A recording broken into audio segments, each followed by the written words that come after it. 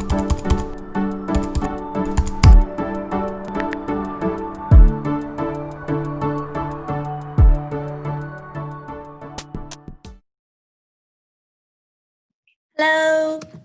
welcome to Voices in PR. I am Blair. I'm the founder of Ball Communications.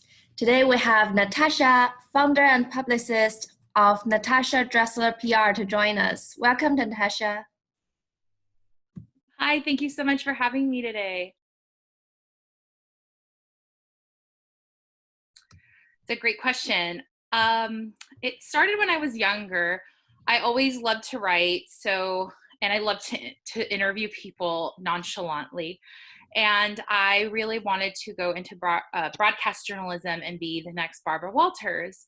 Well, as I was going through school, and I realized I know a lot of people and I love to network. So I feel like my true calling is PR. So after much back and forth and always having some sort of PR role built into other roles I've been in, I decided to go full-fledged into just PR a little over a year ago.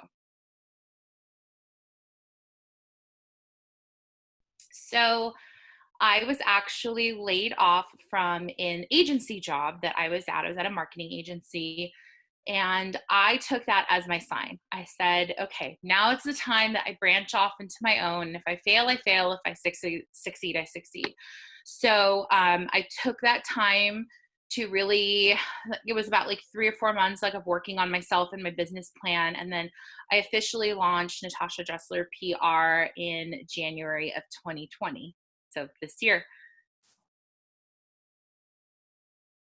So every day is a little bit different. It also depends on the clients that you have and if the active campaigns you're working on. So I would say pre-COVID, post-COVID, they both kind of are a little different.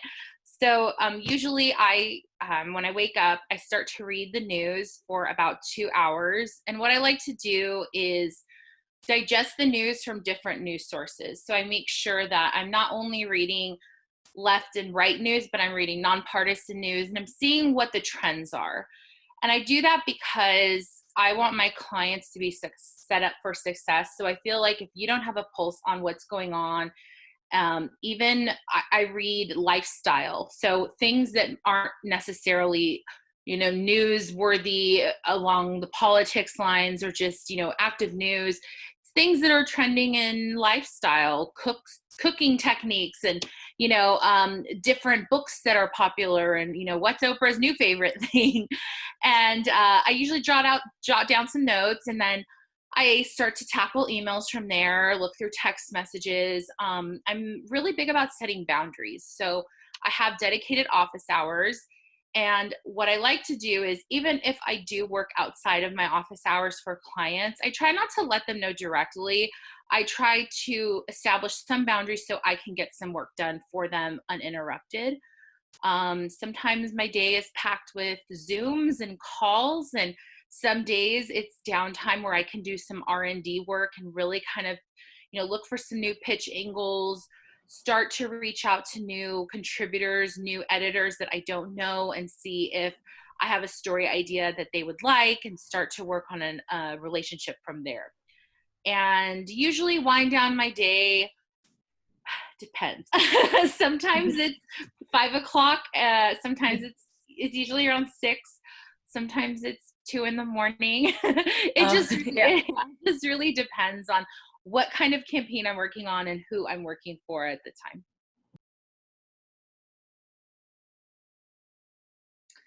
I would say challenging is learning to set boundaries, because I am definitely a yes woman. I like to make people happy, and I do tend to go out of my way. It hasn't been an easy year, as we all know. So there's been a lot of, I know we're all sick of the word, but pivoting. And I've also had to wear different hats for clients. And I have a background in marketing. So, whether it was coming up with a better content strategy, which would then in turn help their PR efforts in getting noticed with pitching, or, just keeping clients motivated when press may be slow to roll in because patience is a virtue in PR. Most exciting for me is really, I love who I work with and I love meeting new people. I love connecting. I also love a challenge. So it's been really great to set my eye on a prize and say, I really want to get published there and then get a publication in there. Like my goal was to get into LA Times. It is a harder publication to get into. And I was like, I want to get a certain client in LA Times, and I was able to do it. So it was like a big success. So seeing my clients succeed just makes me so happy and fulfilled. So I would say a lot of it has to do with research, like I was mentioning earlier, blocking out time to do R&D work. For those that don't know what R&D means, it's research and development. Take notes, and then I really take the time to get to know my clients, not just on a business level, but personal level. We talk about things that maybe in the past they've done. Maybe there's things they're doing now that they don't think are a big deal, but I can pitch it at an angle. I had a client who was really nervous at the beginning of COVID, and she decided to completely redo her backyard and plant a sustainable garden. And she bought a rain tank and all of this stuff. And I actually had a reporter reach out to me and was like, do you know anyone that's done something totally off the wall for themselves during COVID? I'm like, actually I do. So it was kind of funny. It worked out. I also, in getting to know my clients, I tell them like, hey, you used to do this. Why don't we try pitching this for you? Or, I'm very fortunate to work with, I have an all-female roster. So I'm very fortunate to work with females that are leading the charge and are very vocal in a lot of social issues. And it's stuff that I'm very passionate about, which makes us a great team. So it's really nice to get behind them and support them, and then think like, how, if I were the reader, would I want to like hear about this story? So then I'm able to kind of pitch it to editors I know, or contributors I know, or even people I don't know. I also am very unapologetic about pitching. So I know a lot of people get nervous if they're just starting out, but really it's not going to hurt to just say hello and introduce yourself, and let them know like, I'm here for you. And there are weird pitch angles that come to you, and you might know someone that's not on your roster, but you can send it to them. Yeah, that's amazing. Also, like trying to keep a positive attitude, right? The Yeah. worst thing is they will say no. Absolutely. I mean, I it's funny because in PR you get ghosted a lot. So I always say you have to just be used to getting ghosted because you might just sit there and think like, oh, I'm just pitching into a black hole and nobody's reaching out to me. And it could be one of two things. One, your pitch just might not be resonating with them, or it's just not the correct format. Or two, something that a lot of people don't know is most contributors and editors, especially senior level editors, get at least 200 to 300 pitches a week.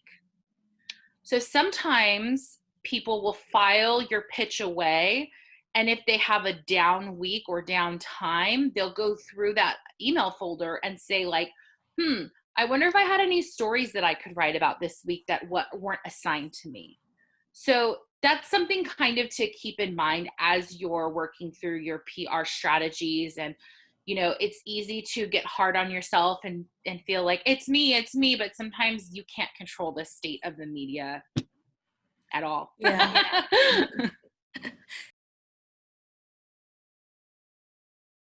Yes, several.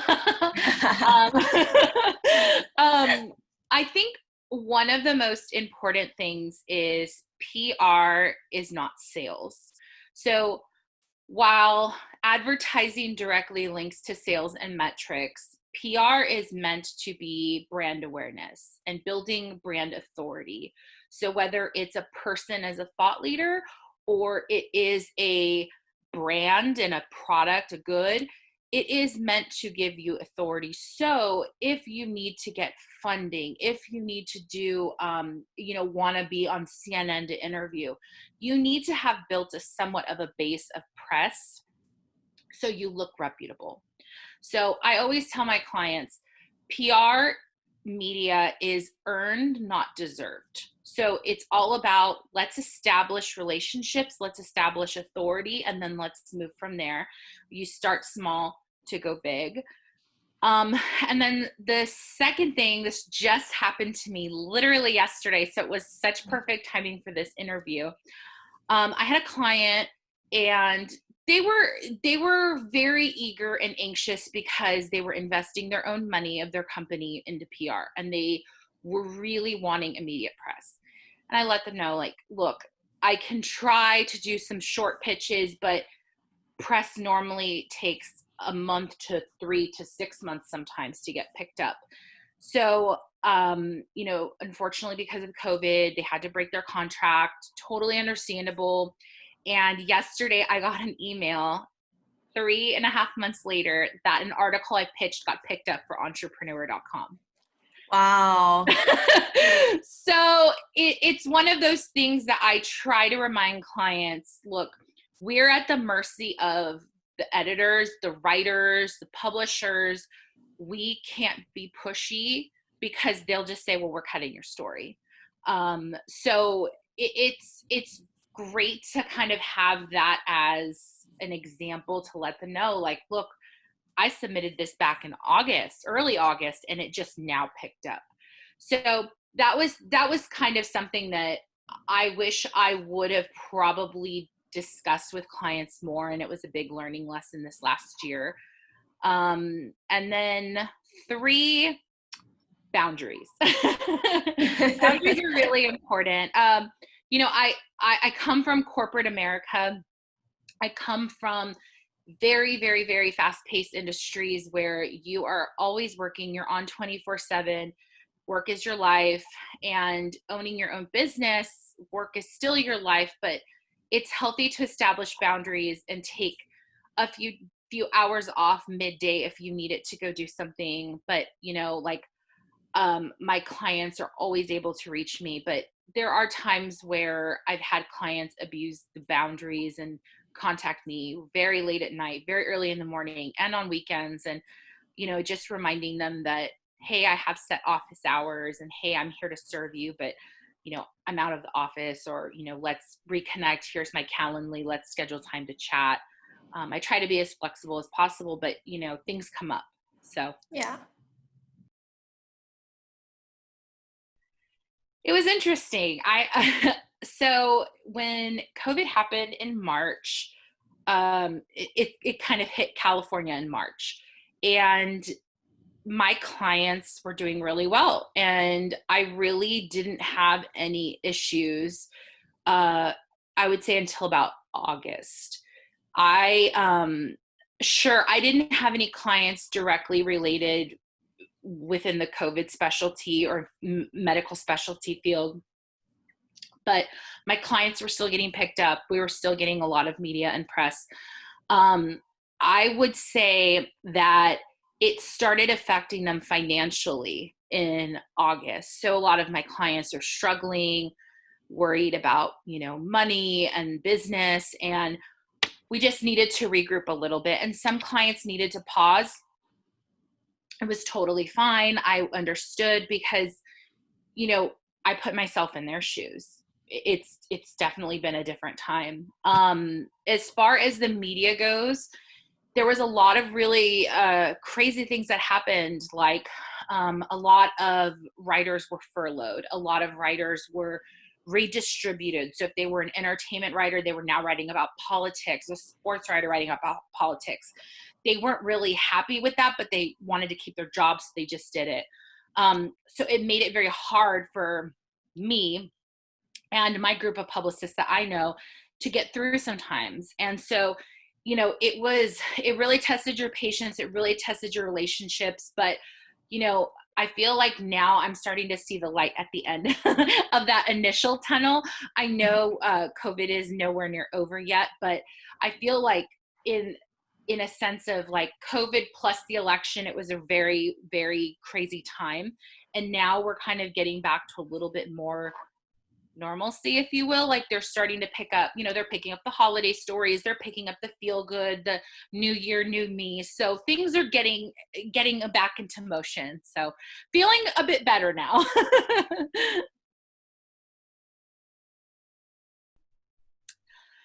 Ooh, this is a good one.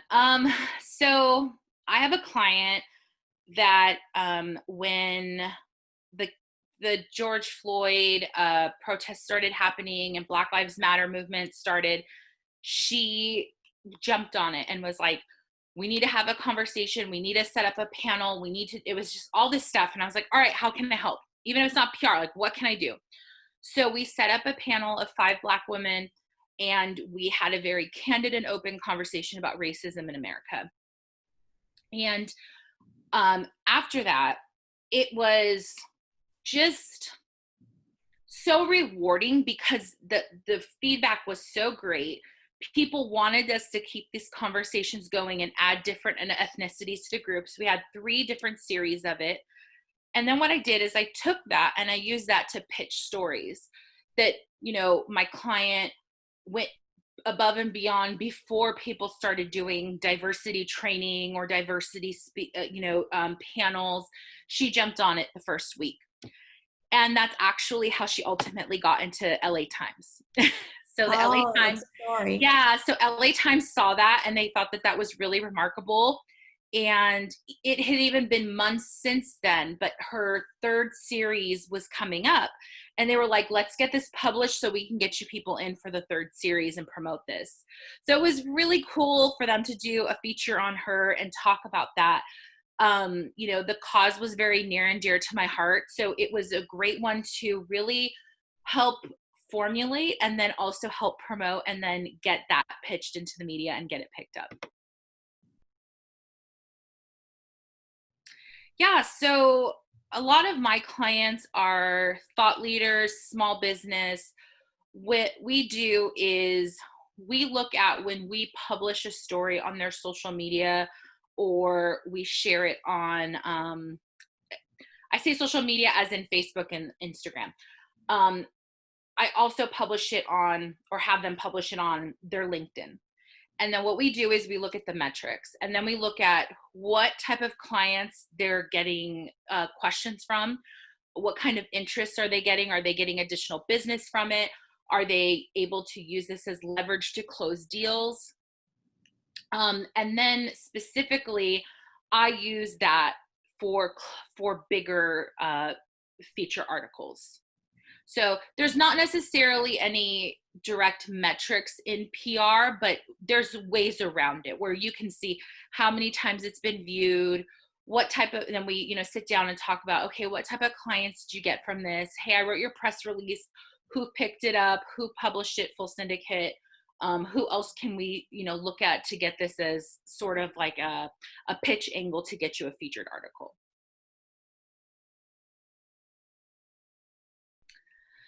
I see PR definitely playing a big part, larger than advertising ever has, into getting people into the news, into getting people articles, into getting people finance deals. I have a client who has a very unique product, and she's actually using all of the press that we've gotten her to use in her VC pitch deck.